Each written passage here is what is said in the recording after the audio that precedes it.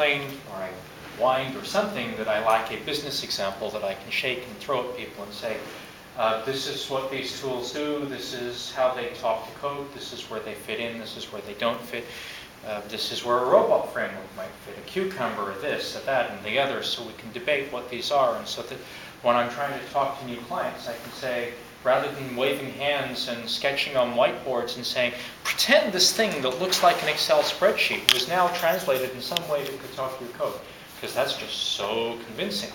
Well, so I talked about this, and then Brian walked over and he said, would you like something like this? And he popped up a little application that he's written for scheduling the use of cows and horses for veterinary and teaching veterinary procedures. And it turns out there are one or two interesting rules about how far apart for acupuncture, an animal, I believe cows can only be used once annually for acupuncture.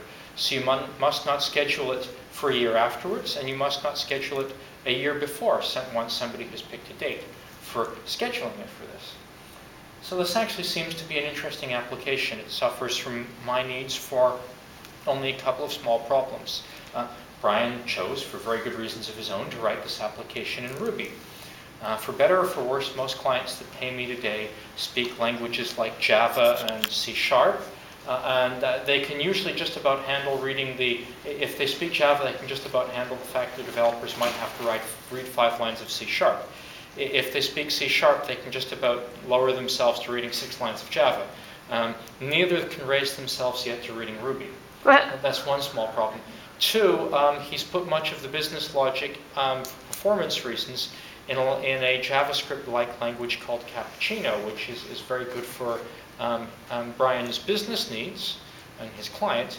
It's not very good from the point of view if I try to express these stories as tests in, say, robot framework or cucumber or fitness, and then I would have a great deal of trouble expressing them in some way that I could actually execute against Brian's application to then rewrite it in a language that I could then show to my clients.